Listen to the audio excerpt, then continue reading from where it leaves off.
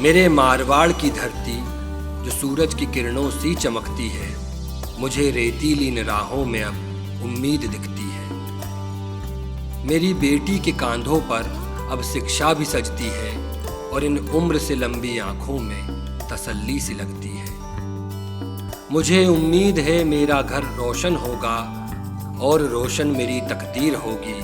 मेरी आंखें देखेंगी सुनहरी कल का सपना, मेरे खेतों में अब खुशियों की बारिश होगी। मेरे आज से मेरा कल होगा और न्यारा, देखकर तुमको ऐसी आशा सी जगती है।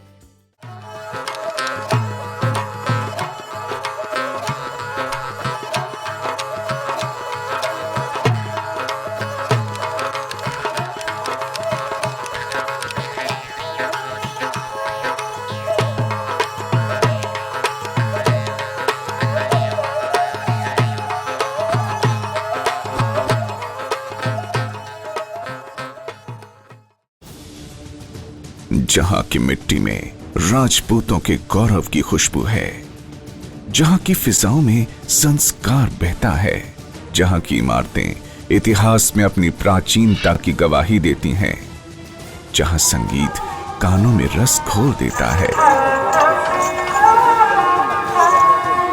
जहां सम्मान के लिए जान देने का रिवाज है, जिसे राजस्थान में दूसरे सबसे बड़े शहर और मेट्रोपॉलिटन सिटी से नवाजा गया, जहां की मारवाड़ साम्राज्य की गौरव गाथा आज भी इतिहास में दर्ज है।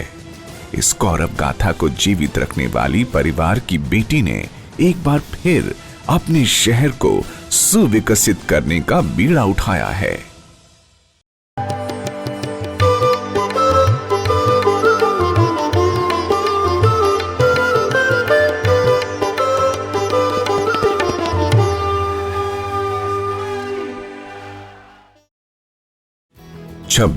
मार्च 2014 ये वो ऐतिहासिक दिन है जिस दिन जोधपुर की जनता को अपनी उम्मीदें फिर से जगती सी दिखीं, जब जोधपुर की बेटी चंद्रेश कुमारी जी ने जोधपुर से लोकसभा के लिए नामांकन का पर्चा दाखिल किया तो लोगों में एक उत्साह की लहर दौड़ गई। कांग्रेस पार्टी ने उनके कंधों पर यह जिम्मेदारी इसलिए दी क्योंकि चंद्रेश कुमारी अपने राजनैतिक करियर में जिस पद पर भी रहीं, वहां उन्होंने सराहनीय काम किया। लोगों के नारों ने इस बात को जाहिर भी कर दिया मानो वो इसी दिन का इंतजार कर रहे हों। चंद्रेश कुमारी! चंद्रेश कुमारी! जोधपुर के लोगों की रगों में संस्कार बहता है। यहाँ बेटी की इच्छाओं के लिए, उसके सम्मान के लिए लोग जान तक न्यौछावर करने को तैयार रहते हैं। ऐसे में चंद्रेश कुमारी जी की माताजी श्रीमती कृष्णा कुमारी जब इस उम्र में भी अपनी बेटी के समर्थन में लोगों के बीच पहुंची तो लोगों का भावुक होना स्वाभाविक था। आशीर्वाद तो राजमाता साहब का तो मेरे साथ में बचपन से रहा है। उनके परिवार में राजमाता साहब तो काफी गुजर गए, बीमार भी रहते हैं, तो हमेशा मेरे प्रति आशीर्वाद रखती है, स्नेह रखती है। श्रीमती कृष्णा कुमारी जी के प्रति लोगों का सम्मान आज का नहीं है, ये वो सम्मान है जो सदियों से चला आ रहा है। यहाँ की जनता जानती है कि ये वो परिवार है जिसने जोधपुर शहर को बसाया है, बनाया है। इस शहर को जीवित रखने के लिए, विकसित करने के लिए अपना जीवन लगा दिया, जान दे दी, लेकिन अपने शहर पर किसी प्रकार की आंच नहीं आने दी। यहाँ की हर इमारत पर राजपूतों के बलिदान, उनके साहस की इबारत लिखी हुई है।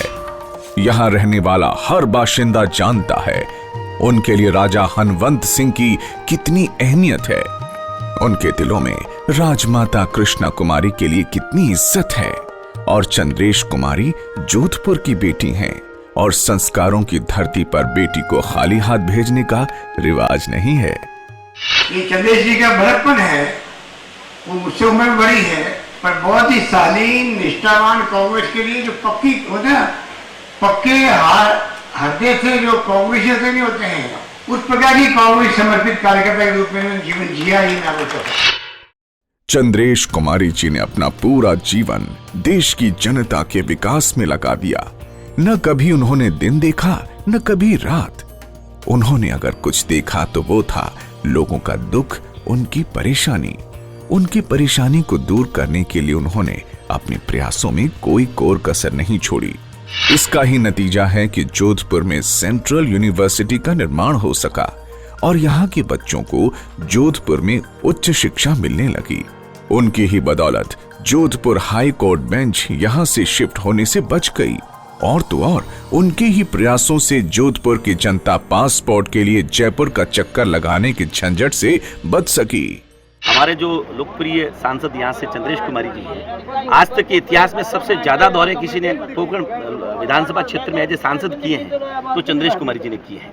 और वादों का जहाँ तक मामला है, वो गरीब को गणेश मान के जिस तरीके से अशोक गहलोत सरकार ने यहाँ पर काम किए हैं, वादे तो बहुत कम थे, उससे कई गुना ज्यादा कर दिए। 28 साल की उम्र में मैं पहली बार एमएलए बन गया। उन टाइम हमारी जो कॉन्स्टिट्यूंसी थी बट कोई सड़क नहीं, केवल 11 नंबर की गाड़ी या 2 पैर दोनों मार्केट पहुंच सकता, ऊपर नीचे दिन भर चलता रहता। लेकिन आज अगर धनाधन गाड़ियां चल और विकास कुल करेगी। माई केवल बीजेपी के करे 5 साल में राजो और तो वो बनी केंद्र में राज करियो कांग्रेस। पैसा आपरे राजीव विद्युतीकरण के जरिए आया, इंदिरा गांधी कैनाल के जरिए जोधपुर में पानी पहुंचियो, आपरे इंदिरा आवास योजना की स्कीम बनी और बुढ़ापा पेंशन, अपंग पेंशन, विधवा पेंशन, सब कांग्रेस की तरफ बनी। और इन्हीं 5 साल में जो मैं देखियो है खुद इन इलाका में। कहते हैं एक महिला किसी महिला के दर्द को आसानी से समझ सकती है।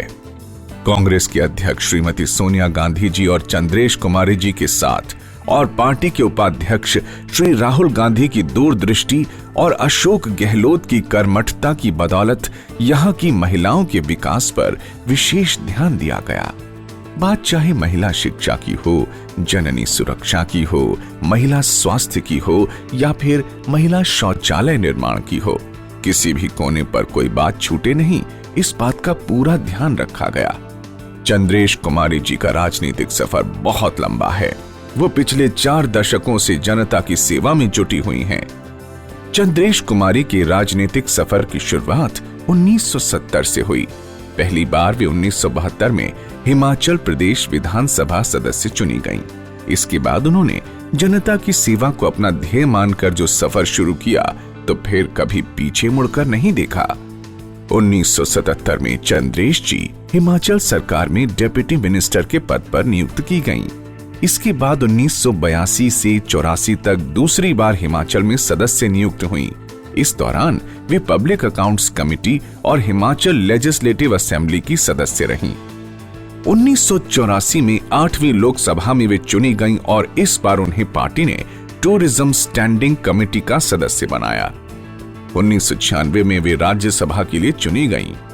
वहीं 2003 में जनता के प्यार की बदौलत वे तीसरी बार विधानसभा के लिए चुनी गईं, जिसके बाद उन्हें हिमाचल प्रदेश में कैबिनेट मिनिस्टर का पद मिला और साथ ही साथ उनकी जिम्मेदारी को बढ़ाते हुए उन्हें एस्टीमेट्स कमेटी का चेयरमैन भी बनाया गया। 2009 में अपने कद को बढ़ाते हुए वे दोबारा लोकसभा के लिए चुनी गईं। इस दौरान उन्हें केंद्रीय मंत्री संस्कृति के पद से नवाजा गया। विभिन्न पदों पर रहते हुए उनकी उपलब्धियां सराहनीय रहीं। उन्होंने बतौर एमपी सक्रिय भूमिका निभाते हुए महिलाओं और बच्चों से जुड़े मुद्दों को गंभीरता से उठाया। यही नहीं, बाल यौन शोषण की रोकथाम बिल 2012 को पारित करने में भी उनकी अहम भूमिका रही। जोधपुर में रेल नेटवर्क से जुड़े मुद्दे को भी चंद्रेश जी ने ही आगे बढ़ाया और जोधपुर को Jawaharlal Nehru urban renewal mission से जोड़ने की वकालत की। उन्होंने राजस्थान को भाखड़ा ब्यास मैनेजमेंट बोर्ड से पानी मिल सके, इस मुद्दे पर भी संघर्ष किया। यही नहीं, आईआईटी जोधपुर निर्माण के दौरान किसानों की जो जमीन ले ली गई थी उसके एवज में उन्हें ज्यादा मुआवजा मिले, इसमें भी योगदान दिया। बतौर संस्कृति मंत्री उनकी भूमिका काफी सराहनीय रही। चंद्रेश कुमारी जी ने ही भारत की ऐतिहासिक धरोहर को ऑनलाइन लाने के लिए एक अनूठे कार्यक्रम की शुरुआत की, जिसके तहत पुरातत्व सर्वेक्षण विभाग ने गूगल के साथ मिलकर भारत की 100 मुख्य ऐतिहासिक धरोहरों के 360 डिग्री चित्र को ऑनलाइन किया, जिससे भारत के पर्यटन को काफी बढ़ावा मिला।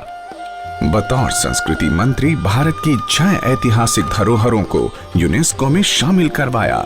तब से आज तक चंद्रेश कुमारी लगातार जनता के बीच में अपने कामों में जुटी हुई हैं। वे जनता के लिए काम करने पर विश्वास करती हैं। वे हमेशा गांधी जी की इस बात पर अमल करती हैं कि अगर देश को खुशहाल रखना चाहते हो तो हमेशा हाशिए पर पड़े आदमी के बारे में सोचना, ये सोचना कि तुम उसके लिए क्या कर सकते हो।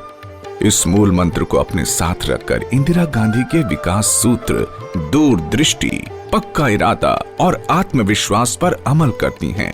वे जानती हैं कि श्रीमती गांधी का ये मूल मंत्र एक जादू है जिस पर अमल कर चमत्कार किए जा सकते हैं।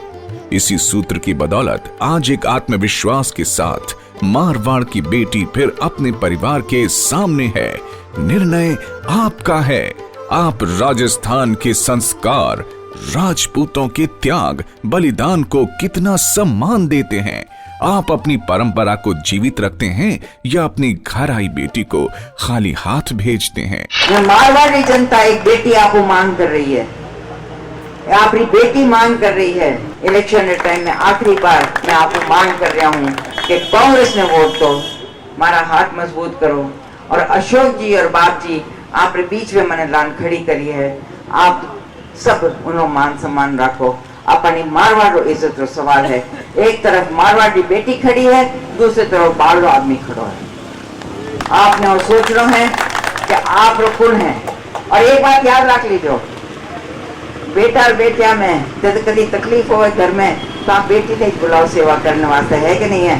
तो मैं तो अपनी बेटी हूँ, आपकी सेवा में लाज जोड़ी हूँ।